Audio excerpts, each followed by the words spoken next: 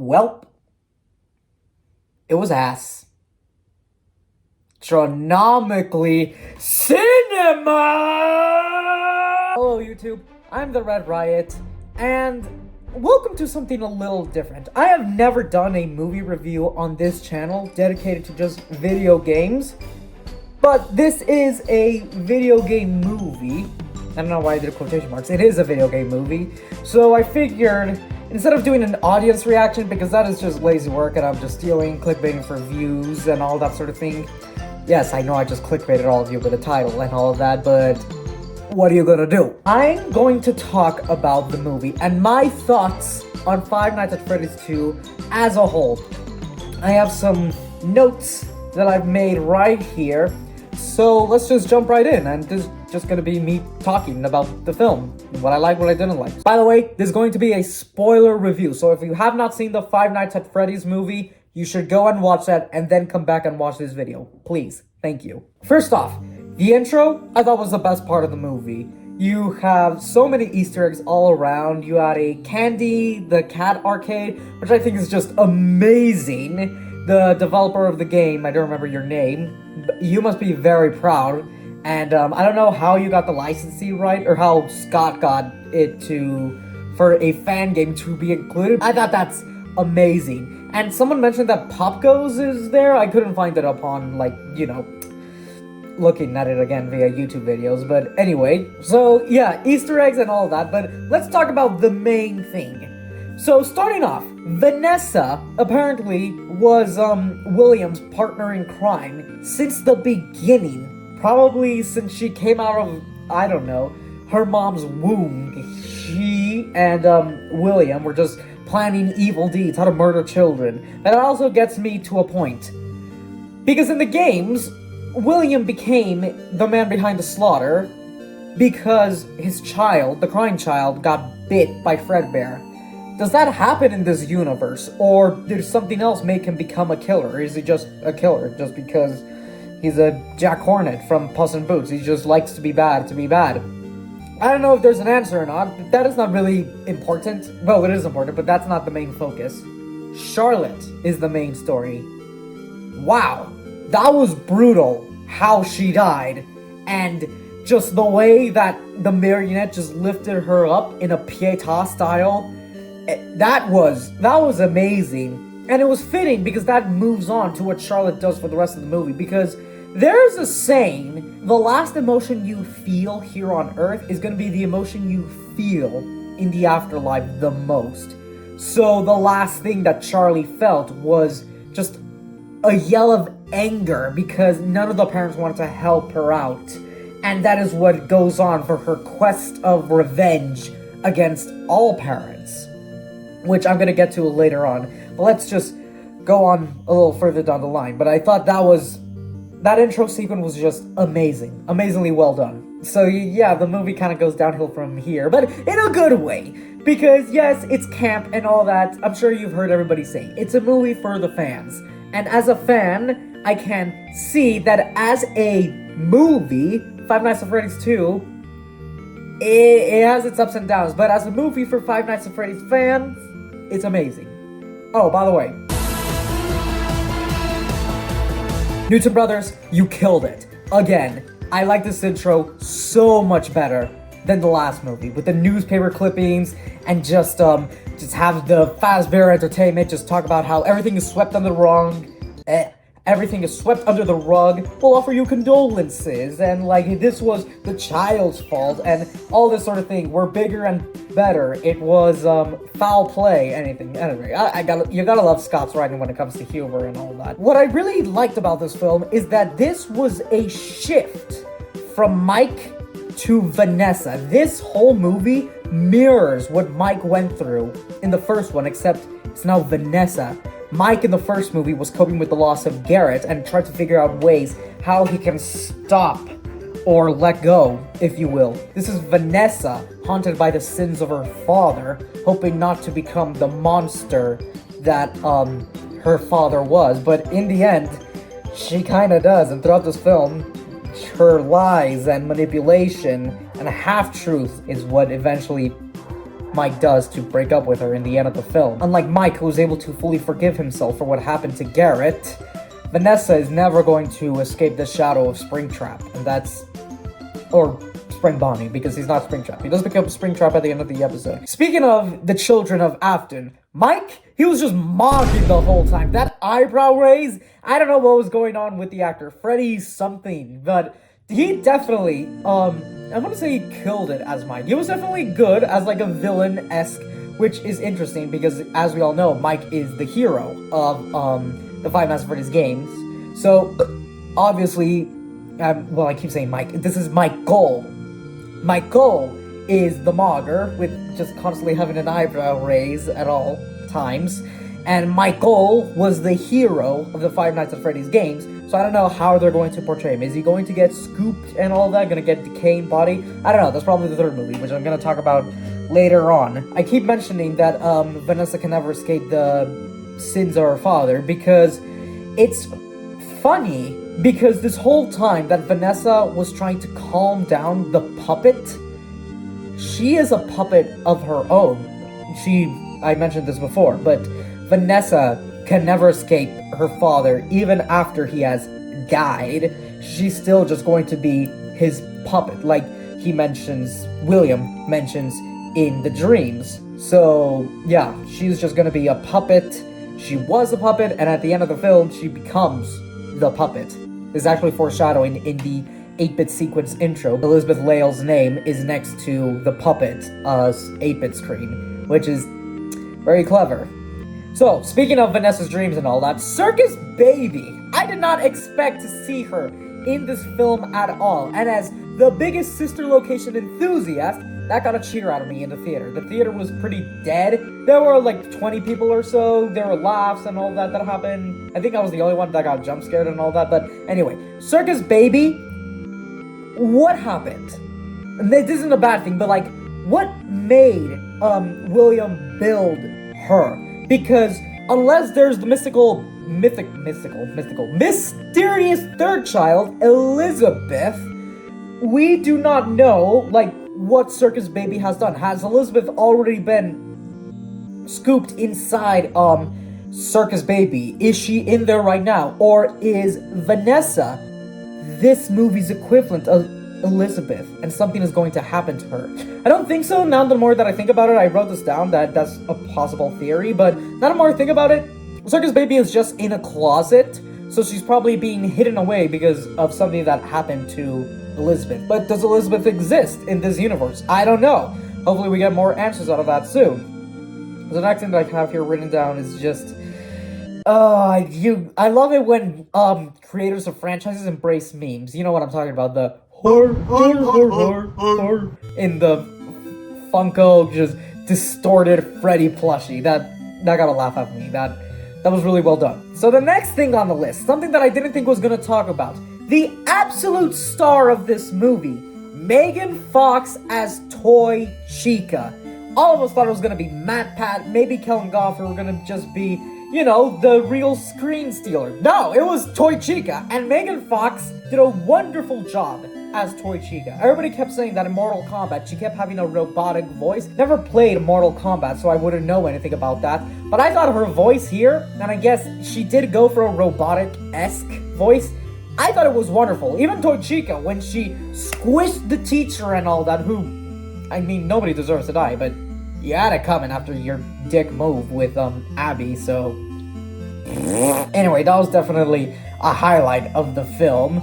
But speaking of, the kills were definitely a lot better. The way that Mangle just discombobulated that reporter, and you could see his limbs just come down from the ceiling. The mini marionettes that just came down and just, like, ate that other guy, Jaw style, and all the other kills were definitely... This film was definitely a lot scarier and more gruesome than the first one, and that is definitely an improvement, because the first one was, level 5 Nights at Freddy's took it up a notch, and that was good. That was really well done. Mangle was there. I mean, I like the car chase sequence, but I really wish I could have expected more of her, because he is a really cool animatronic.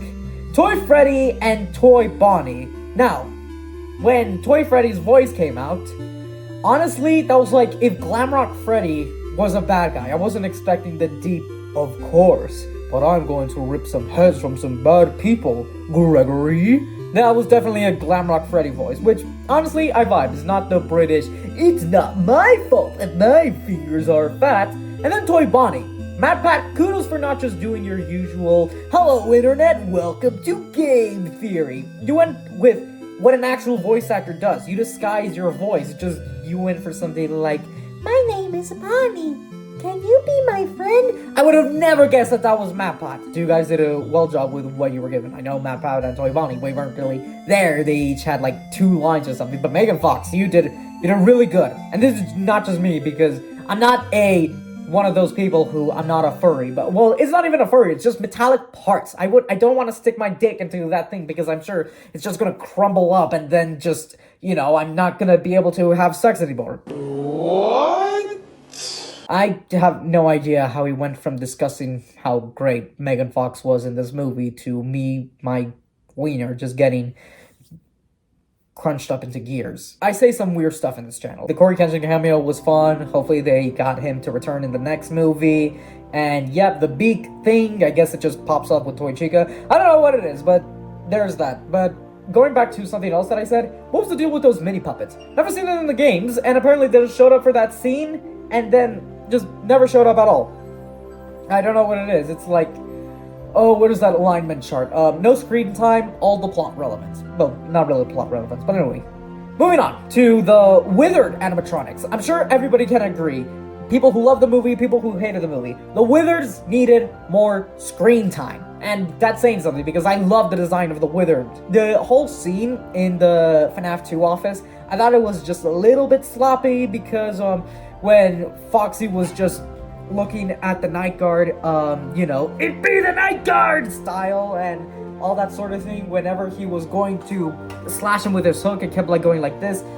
He was going like this, and then you see Mike's face just going, and then instead of going like closer or something, it just like kept going back. I don't know if you guys know what I'm talking about, but I thought that scene could have been done a little bit better. But what are you gonna work with? The designs were cool and all that, I wish the withered animatronics were more utilized. But enough about the withered animatronics, how they're used in the movie. The lore they revealed about the withered animatronics and the other animatronics, it actually makes so much sense. The withered animatronics are prototypes because the molding, the endoskeletons, and just them not being used and then them just being built probably by Edwin by not being in the final designs and then using the parts for the toy animatronics. I'm surprised to figure out the toy animatronics are spring-lock suits.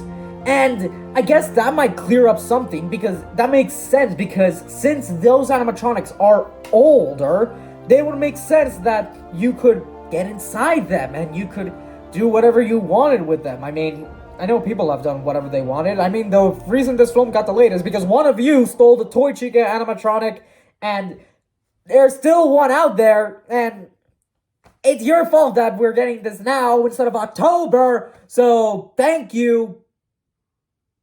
Oh yeah, Balloon Boy. Again, like with Mingle.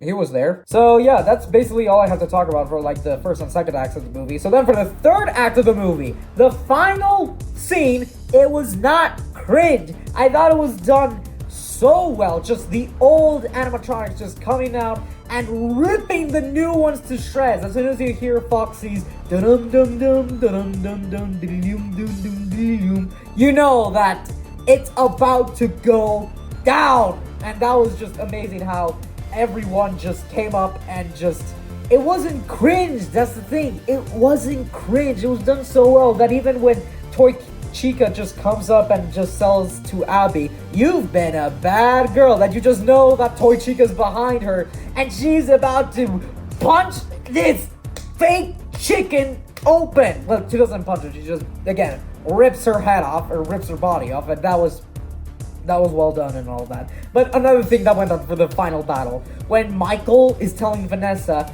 you must become one of us again, your family. And then Vanessa just goes like, my family is right here. So what's funny is that another change from the games that happened is this when the happiest day happened? Have all the souls finally been freed because they're no longer inside Freddy Fazbear's Pizza?